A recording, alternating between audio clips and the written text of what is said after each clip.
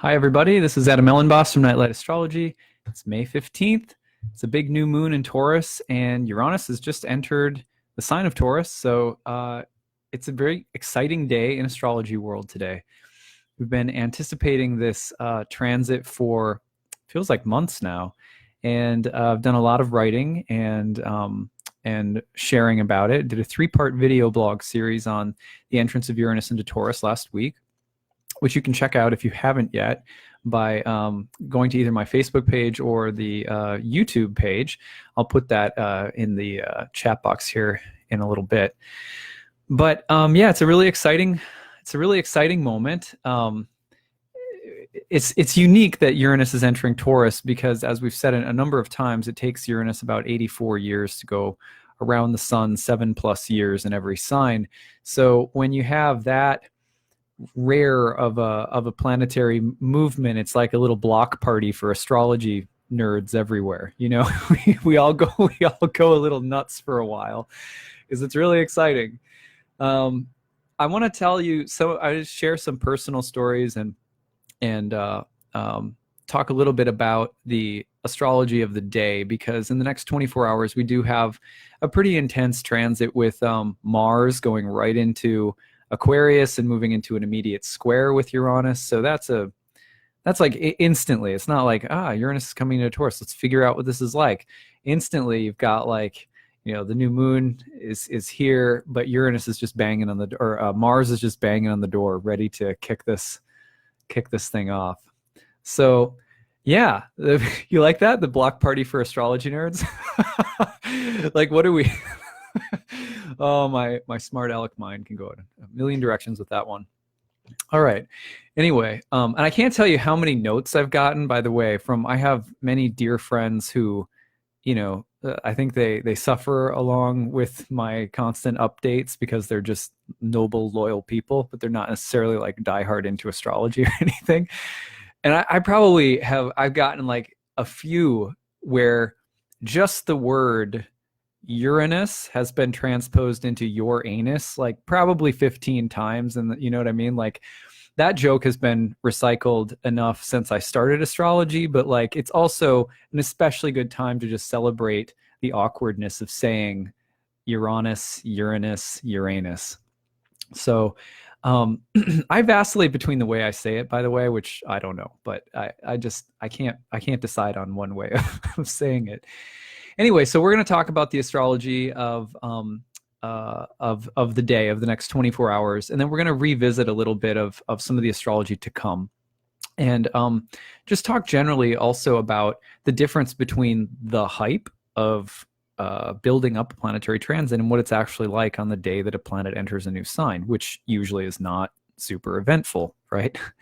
So let's start off by just talking a little bit about why the transition of Uranus into Taurus may not, like, you know, it may not appear like some celebrity sighting at the mall, like, oh my God, I saw Uranus in Taurus and it blew me away and it instantly affected me or whatever. I mean, sometimes you will, like today, you may actually experience events that are very Uranian. You may have things change very suddenly. You may expect unexpected disruptions or disturbances, synchronicities, interesting, shocking experiences, aha moments, moments of brilliance, breakthrough, innovation, or creativity that just appear like that. Just there it is. So that can happen on the day that Uranus actually changes signs. But more often than not, it's a process. Right? It's a slow, long process. So to give you an idea, Uranus will be in Taurus now that it's entered around, I don't know, it was like 11:15 this morning Eastern time. But Uranus will be in Taurus between now and I think it's the first week of November, at which point it will have retrograded out of Taurus and back into the last 2 degrees of Aries. So between now and the beginning of November, we all have a chance to get to know Uranus and Taurus, and we'll see what Uranus and Taurus brings over the months to come. So you can't bank on the day of the actual entrance into the sign being the all flashing lights. You know, Sometimes it'll be like that for some people. Sometimes it'll show up in the collective. It wouldn't surprise me, given that Mars is peeling into Aquarius and squaring Uranus, if very quickly we did see some triggered Uranian events that are actually quite powerful. But that's because it's getting activated very quickly by Mars. There's also a new moon today in Taurus, so the feeling of a new beginning that's also Uranian in some way. So those two transits really maybe amplify the feeling of Uranus changing signs. But my main message for everyone is don't, even though it's such a disruptive, shocking, transformational, revolutionary kind of energy, remember that every planet takes time. 84 years to go around the sun. The planet of revolution is not in a hurry either, which is kind of a paradox, So here are some things to remember that we can forget very easily that goes along with this. All things in life, even the most revolutionary things, don't happen most of the time instantly or overnight, because they are the accumulation of many, many choices that we make with our free will over a really long period of time. So as I've been saying for a while now, a transit of a planet is reflective of a flower in your garden that's blossoming. My friend Tom really likes to use that example, and I had an old teacher, Rebecca, who Rebecca Gordon uses that example, and I really love it. It's a really good example.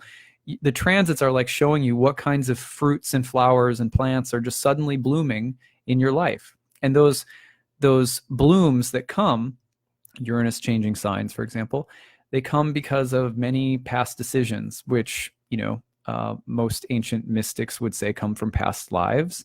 But they have a history, in other words, and a momentum.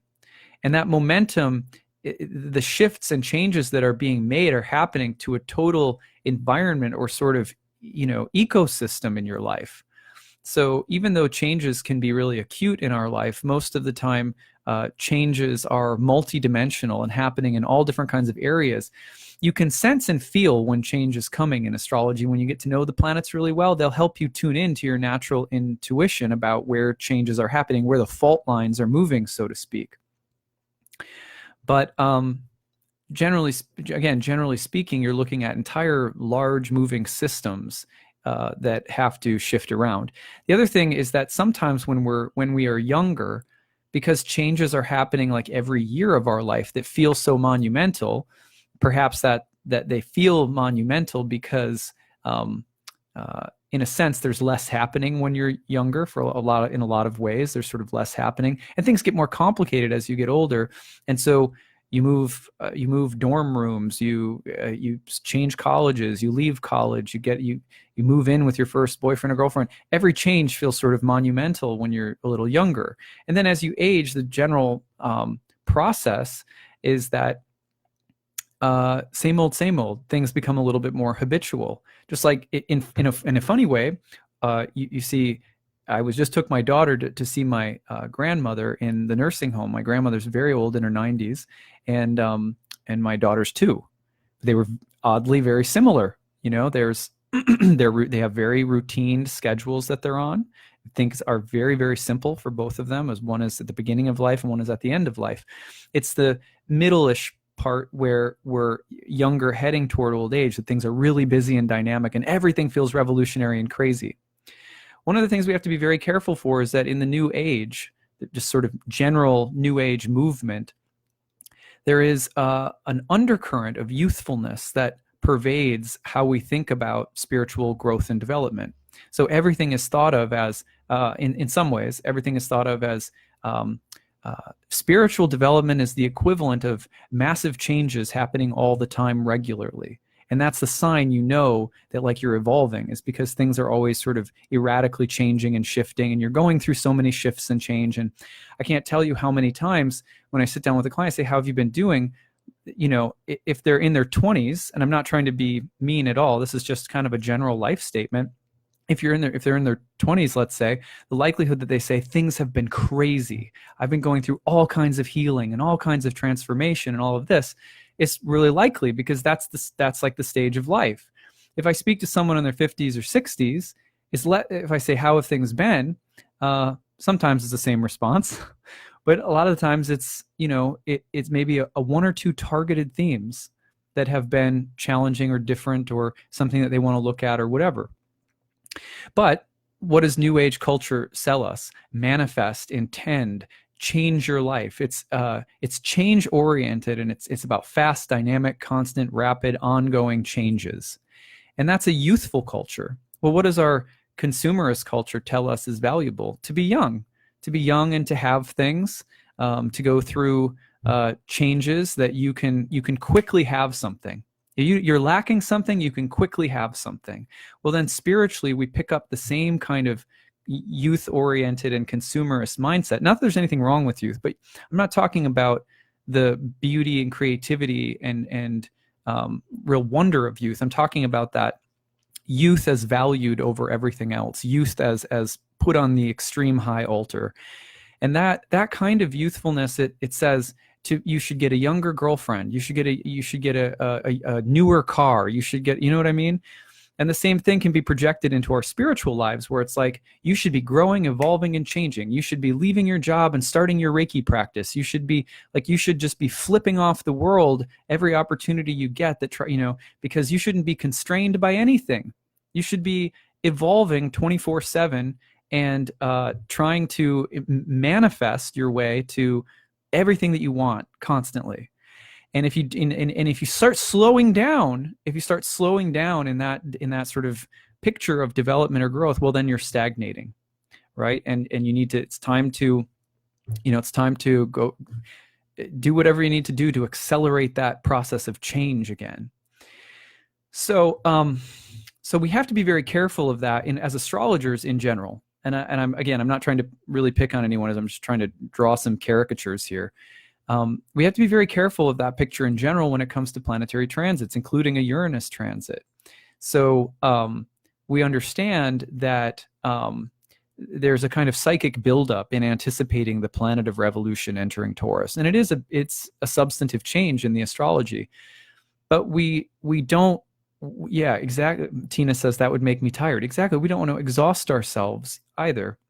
So it's very important that we understand that most of what astrology indicates to us is process-oriented, multidimensional changes that happen in our lives that involve not just our karma, but the karma of others and the world around us, not just our free will, not just our manifestation process, but the ongoing process and cycling of events in the material world that are a part of a much larger dynamic world that we live in. So it's very easy to lose that as well, because sometimes in modern astrology, we get really fixated on my birth chart. My birth chart. That would be like saying my cosmos, right? It's like, but the birth chart is a picture of the cosmos. It's a picture of our solar system, but we falsely take the possessive with it and think that, well, that's mine and it's me and stuff like that, rather than saying like, oh, I'm an eternal spirit soul, and I'd like to take a look at the geography of the garden that I'm walking through in this life, which expands over the globe, right? The birth chart is a picture of a total cosmic community of which we are a part. So we have to remember that too, and remember that change is dynamic, multi-leveled, multi-dimensional. It involves within the birth chart many other people and moving parts than just ourselves and our inner life somewhere behind our eyes. So those are just some important things to keep in mind about the Uranus change, so that we don't project upon to it our own ego and our own ego's desire for delivering us all the stuff that we want instantaneously in some kind of firework display of transformation. Even though I admit that as an astrologer, I use language that could encourage that. And I think a lot of astrologers do. But let's be clear as to why we use that language. The reason that we use sort of exaggerated language about change and revolution and all of this stuff is not to excite this level of egoic attachment to everything that's going to change or happen or what I want or what have you. But instead, it's to raise our conscious attention so that we notice the way that the seasons of these on these subtle planes of psyche are changing.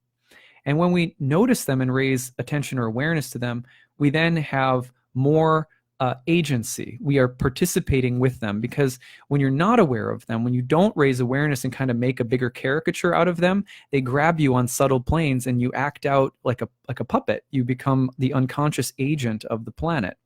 And this is something that has been said by modern depth psychologists like Jung and James Hillman, and modern psychological astrologers like Liz Green, going all the way back to what ancient astrologers said about the planets, which is that they were, in the yogic tradition, they're demigods. They're called grahas, or grabbers, and they can literally grab you. Or in the West, where they were thought of as we were thought of as the instruments of the will of the gods. But in all the history of astrology, there's always been a built-in, be careful that you understand the planetary influences, so that you can kind of, they become companions on the journey, and rather than forces that dominate, because we stay in unconsciousness.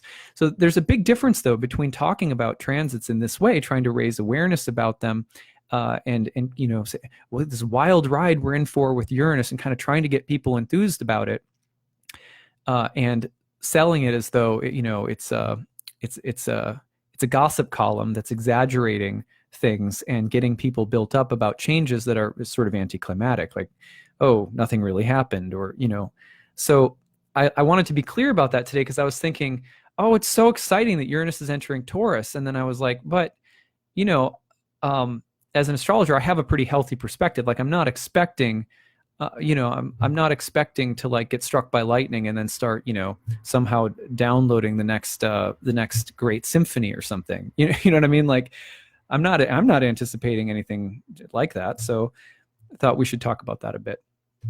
All right. So so at any rate, so change is multidimensional. It takes time. It's a process. But the point is to stay aware of it, to stay in touch with it. If you're utilizing astrology constantly, you're either doing it for one of two reasons. One, because it's a fetish that's not much different than a gossip column. You're just obsessed with the daily changes of life and attached to them in a way that, even if you're watching the changes happen, in a way you're still a prisoner of that observation. You're not really participating in that sense. You're just stuck. And I can do that as an astrologer. I do that a lot. It's easy to fall into. Any of us can do it. Or you're looking at the planetary transits because you recognize that you are a conscious being, and that you have a story that is beyond time, and that, first of all, that's awesome. But because it takes away fear. What fear can we possibly have, as Krishna says in the Bhagavad Gita? What fear can we have, really, when we understand that the soul can't be burned or slashed or cut? It can't die. It was never born. What fear is there once you realize that? And how much of our world is messed up because we live from a space of fear, acting like we have something to gain or lose, and it's urgent, and it's right now in this situation that we're in this lifetime, right? In the material sense of things, urgency and fear, desire and fear, create a lot of problems for us. When, imagine right now, if everybody you knew in the world simultaneously suddenly had a download on their phone, and it was from authority that they trusted 100%. Whatever this person tells them, I'll believe it. And it just said, I want you to know something. You're an eternal being. So you were never born, and you'll never die. And there's absolutely nothing at stake. You can't, in a sense, it's like whatever you're doing, just think about everything you're doing from that perspective. Think if everyone took that as truth, really internalized it, how would that change everything, right? Well, if you study astrology, you are looking to the astrology as a way of mirroring back to you the fact that that's who you really are. So that's why you're actually doing astrology. Okay, so I say all of this again because as Uranus enters Taurus, if we're sitting around like, all right, when's Uranus gonna crack my door open and show me what it's got? We can be easily disappointed, especially if we're attached to there being some particular thing happening. So that's the first thing I wanted to say today. Now, the second thing that I want to do is I want to take a look at some basic things that you can expect from Uranus changing signs. What are the first signs of change that you may notice, and how can you respond to them?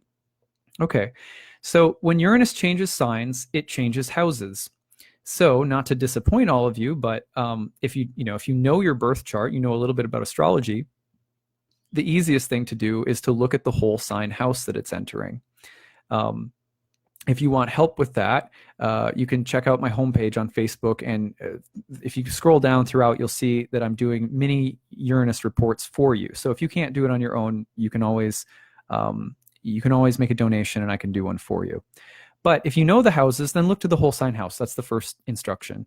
And just say, okay, I'm going to start watching for the let's call it the plates, the deep structures, starting to move and shift. Maybe they already have a little bit in that area of my life. It's entering the 7th.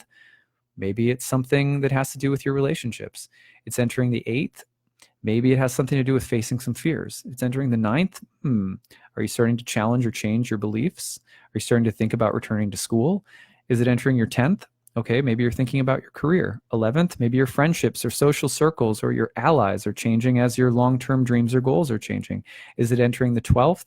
Are you feeling like jumping out into the unknown, maybe getting a little lost for a while, but you feel compelled to change, but you don't know exactly what to change, so you might as well just go off wandering for a little bit? Maybe Uranus is entering your 12th. Entering your 1st? Okay, you're ready to completely redefine your life. It's a totally new beginning. It's very, very personal. It's entering your 2nd. Maybe it's hitting your finances. If it's entering your 3rd, the lives of siblings could be changing. Your whole way of thinking, communicating, perceiving could be changing. You also could be learning something new. There's other things too. Going into the 4th, family, home, property, domestic things are changing. It's going into the 5th. Maybe something is going to change with regard to creative things that you're interested in, or maybe something is changing with your children if you have them.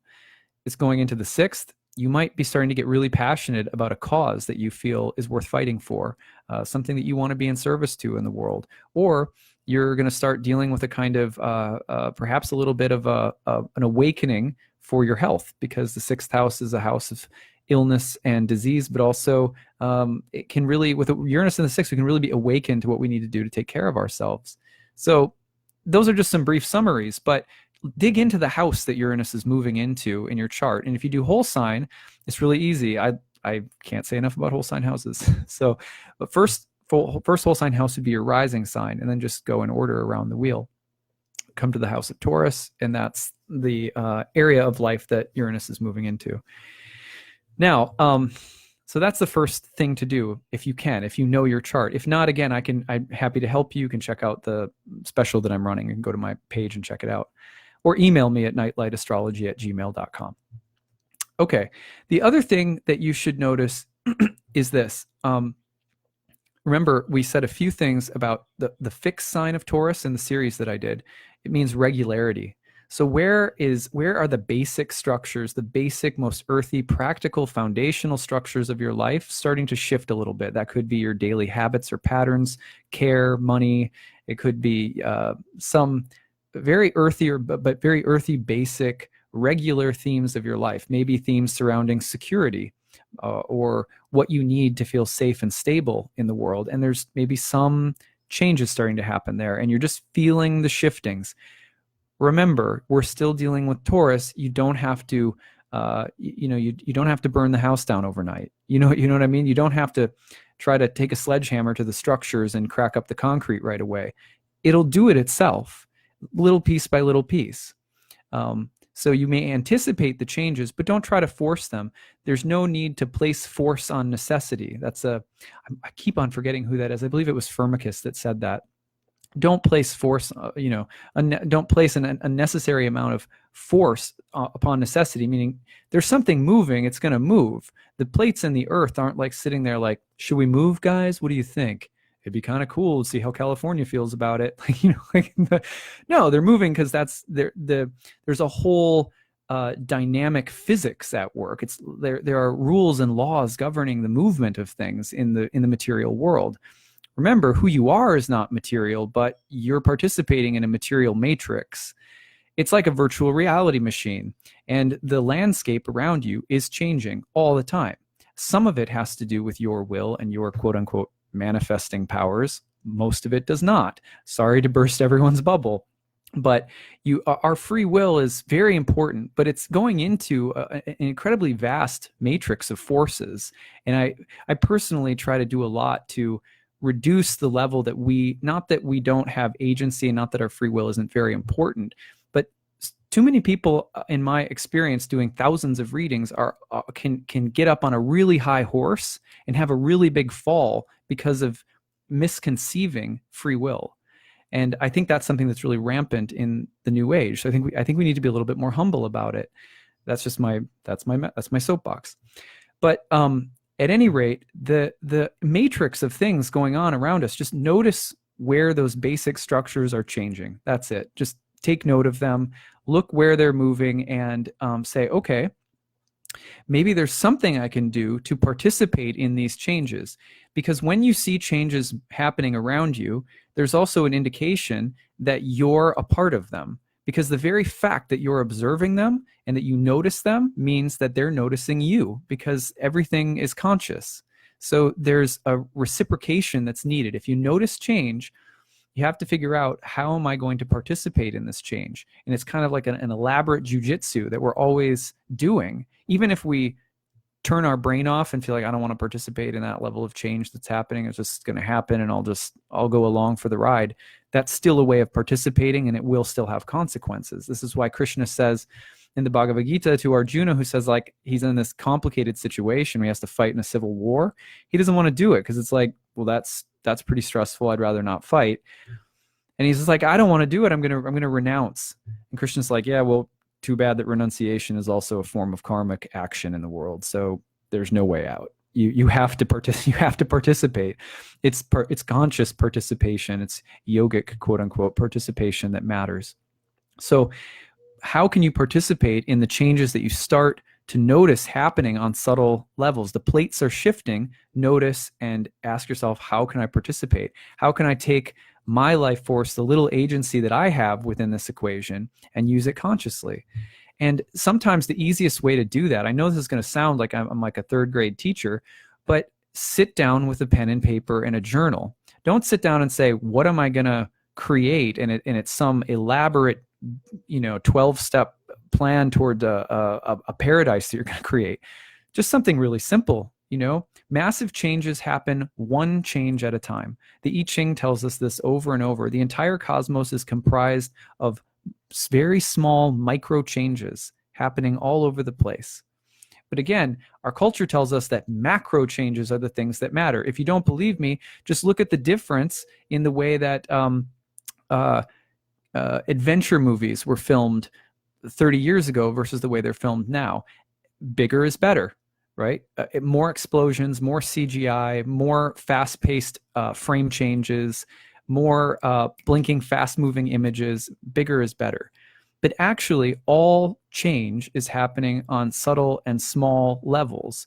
And it turns out that participating in change and really feeling happiness, not from the result of the change that you're hoping or wishing for, but being in the process of change, which means aligning ourselves with the eternal quality of time rather than fighting against it, which is what most of us do, is we have to be able to participate in each level of change to the degree that each micro change becomes a source of pleasure. It becomes a source of surrender. It becomes a source of intelligent, heart-opening bliss. That happens when we pay attention to change very subtly, very carefully, very mindfully. So for Uranus entering Taurus, I know this is going to sound almost counterintuitive, because on one level, Uranus and Taurus should shake all the foundations. But on another level, the counterintuitive idea about Uranus and Taurus is that mindfulness and slowness can become revolutionary. This is observed by, for example, Aldous Huxley, and when he was writing The Doors of Perception, and he was talking about the sort of revolution of his awareness that was happening while he was on, I believe it was mescaline, and not saying you should go out and do drugs, but when he was on mescaline, he noticed that infinity was contained in the pattern on his suit jacket or coat jacket or smoking jacket or something like that. And it's that kind of idea that it's not just the big, it's not just the gross, it's also the subtle. I'm a Taurus rising, and I live with my wife with double Taurus. And I can tell you that one thing that Tauruses excel at is they're great managers of big things, but often that's because of their attention to detail. And people don't often think about detail with like a Venus ruled sign, because you think, well, it's Virgo that's detail oriented or something like that. But actually, beauty is in the details. And there's a very, if you want a really nice detail-oriented combination is actually Venus and Virgo. My friend Gad is here. I don't know if you're still in the forum, Gad, but Gad has Venus and Virgo, and he's a absolutely fantastic detail-oriented stylist. Anyway, you can see though that as an Earth sign, all Earth signs have this, where there's an attention to the small practical levels of change, right? So there's actually pleasure. Like if you're in the fast pace, the fast lane, then having to change the light bulb on a lamp in your home, it's an interruption. Whereas if you're in the slow lane, changing the light bulb in your home is interesting. Or you might think about ways to save money by using a different kind of light bulb. Or you may think about dusting your lamp, right? And those small attentive levels of change actually are packed with multitudes of happiness. And so that's one thing that I would encourage all of us to look at where the changes are happening, participate in the change in small ways. An easy thing to do is to sit down, pen and paper, and a journal. You're not writing some elaborate plan about how to participate in the change, because most of the time we fail at elaborate plans because it's too elaborate. So instead, we sit down with something really simple, really, really basic. For example, I feel like something's shifting with my diet. Okay, I'm going to try drinking water tomorrow, just water. I'm going to take some sodas out of my diet for a day. Right? Give yourself something really manageable and simple, and make a plan for how you're going to do it. And then tell yourself, I'm going to like this. This is going to be fun. Little changes like that, where you sense the big plates are changing. Like, I feel like a diet change is coming. And then usually what we do is we're like, okay, I'm going to go buy the $300 kit. I'm going to start fasting with juice. I'm going to go. And because we haven't taught ourselves how to really change things at the roots, we haven't gotten down to that micro level of attentiveness and mindfulness, nothing will change. We'll go through a big ordeal, we'll experience some macro level changes, but then things will slide back to status quo. Well, Uranus and Taurus over the next 7 years is going to create some big changes, but Taurus is a sign of simplicity in some ways, so you really need to break it down to that most basic level. All right, so now let's talk. So those are some ways to sort of anticipate the change and participate in it. The next thing that we should talk about very briefly is the entrance of Mars into Aquarius, and that's coming up very shortly here. Let's see.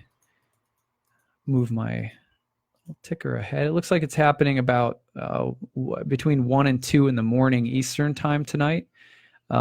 Which means that the effect of the square will be happening during the middle of the night, but you may feel it building today and through tomorrow.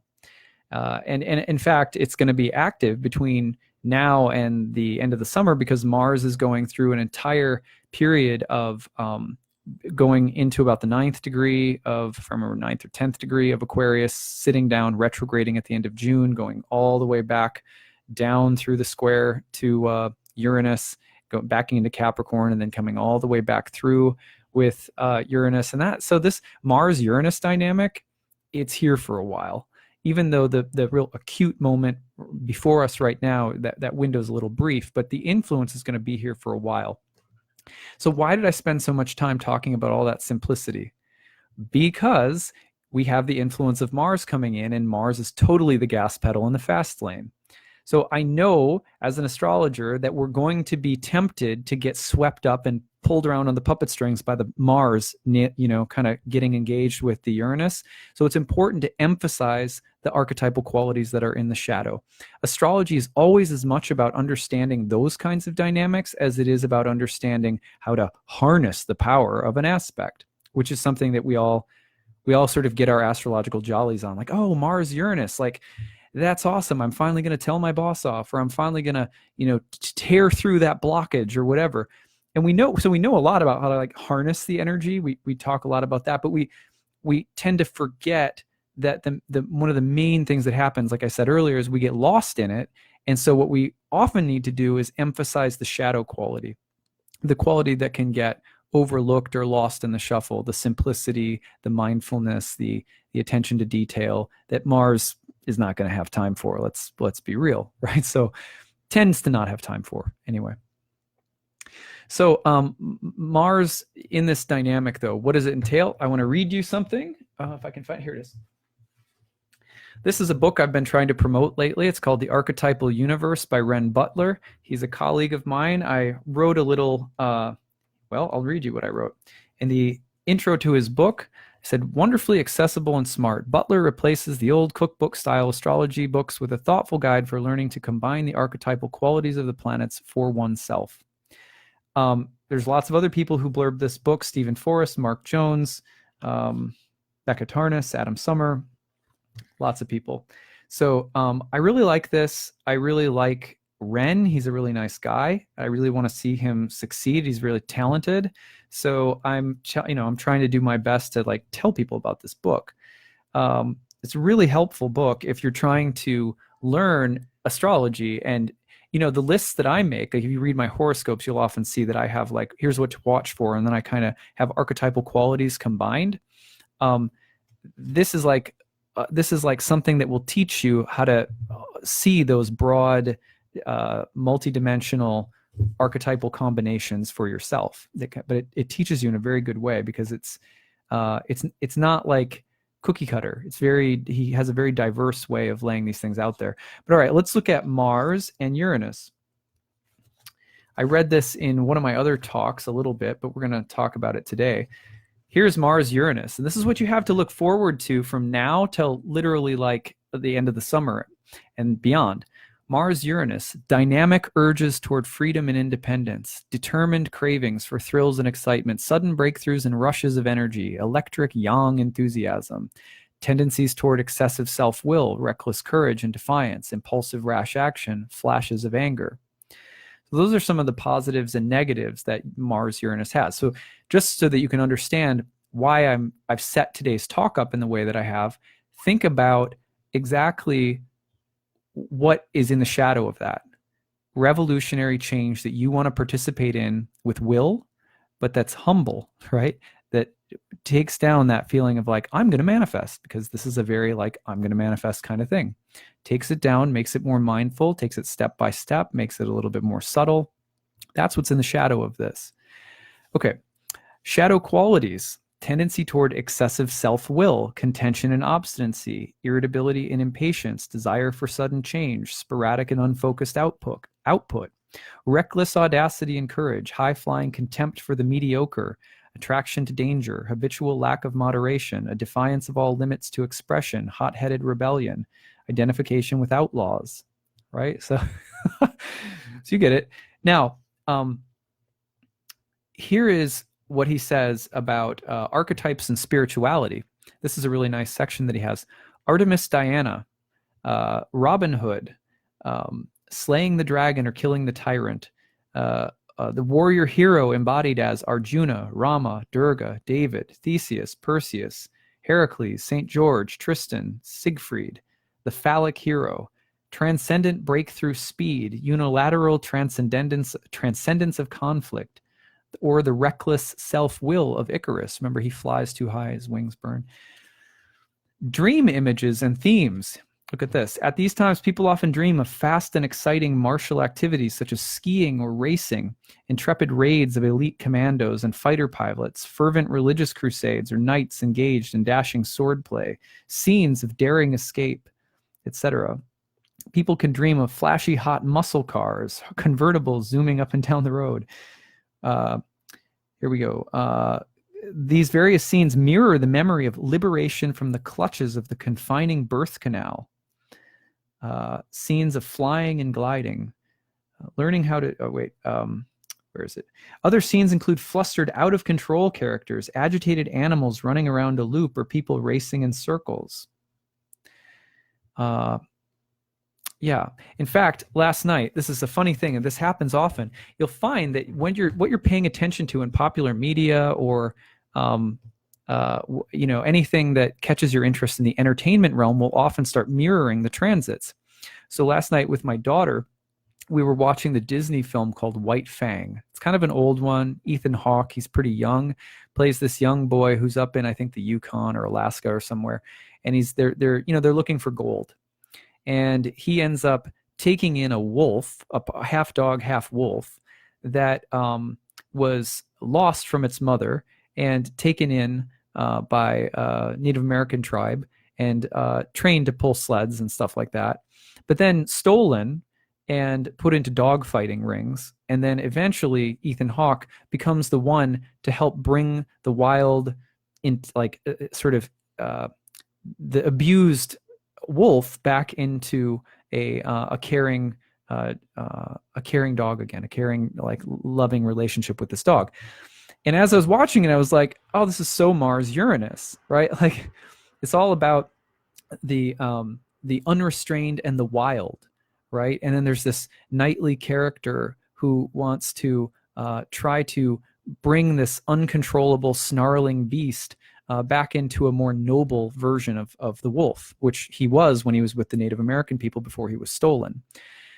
And I just was like, oh, this is so interesting. That's Mars Uranus. Now that doesn't mean that, like, I have to go and, like, try to break apart the film to find a hidden message for something that, like, yes, I have to write a letter to, like, doesn't necessarily, maybe it does, but it doesn't necessarily mean that there's some hidden code in it. Sometimes we also get a little paranoid because it's sort of like on a psychic level, there are weather patterns going on, right? And actually, they're as common as the weather patterns that we experience every day. So just because it's raining outside doesn't mean on any given day that you're like, what does it mean? Aha, it's raining. What does that mean? Right? It's like, no, it's just a subtler level of material nature. It's just raining in the psychic sphere right now. It doesn't necessarily mean anything. It could, just like on any given rainy day, it might be symbolically valuable for you to explore your feelings in relation to the weather, or something that the weather is, some synchronicity between the weather's appearance and your mood, and it might be instructive. But a lot of times it's not, because not anything can speak. Anything in the material world that's moving and has a weather pattern of its own on a gross or subtle level can open up a portal to oracular consciousness and can speak to us. But sometimes things don't. And so I encourage everyone to look for Mars and Uranus in the environment, like there's White Fang. I'm watching White Fang and I see a Mars Uranus theme. That's cool. What that's really doing, in my opinion, is that's helping you raise your level of awareness so that you say there is a psychic sphere and it is raining in that sphere. That's the important thing that you're trying to take note of, because that's what helps you tune into oracular divinatory consciousness in general. That does not mean that every single time you're able to tap in and recognize an archetype appearing in your it's raining in the psychic level, that it is some kind of encoded message. Because what starts happening when we do that is we generate a kind of conspiracy of meaning. Everything becomes so meaningful 24/7 all the time that it actually conspires to make the ego think that it's far more important than it is. And that doesn't help us to identify with the soul. In fact, it drives us further away from the soul and into a realm of paranoia. And we don't need that. We don't need that, especially not on a psychic and symbolic level. How maddening is that? The world the world paranoids me enough already on the gross level. I don't need it to start conspiring in a way that makes me feel more important than I am in a super subtle way. That would drive me crazy. My nervous system would just be exhausted. But I see this happening all the time with people, so we have to be very careful of that. So look for the presence of Uranus, Mars in your everyday life, whether you're watching a movie or this or that, but be careful, because it doesn't necessarily mean it's speaking to you with some grand message that's just for you. Just think to yourself, there is a subtle level, and I'm training myself to see it, so that if and when a message does appear or is relevant, or I need to participate in some way, I'm ready for it. Okay, so at any rate, that's my message there. So look at the Mars Uranus all summer. That'll be really pronounced. All right, I might have had more things on my list, but I can't remember them, so we're going to leave it there. So, I come in with a list, and then sometimes something else comes to me. And so if I missed anything that I said I was going to talk about today, I apologize. So enjoy the next 24 hours. Another thing that's good to do if you ever want to just learn how to see the transits in your everyday life is to open up CNN. Just open up CNN and see that the headline for the day will often just, especially on days where Mars is perfecting its square to Uranus or whatever, it'll just show up right there. So enjoy the next 24 hours. It's a new moon. It's a new moon in Taurus. So start watching for the changes. Start seeing the subtle ways in which you can participate. Know that there is this powerful cavalier energy coming, and enjoy it. Participate in it. But remember to stay humble and small, because that's the thing that's easily going to fall in the shadow with all of this. All right, guys. I hope you have a very beautiful day, and we'll see you again soon. Take care. Bye.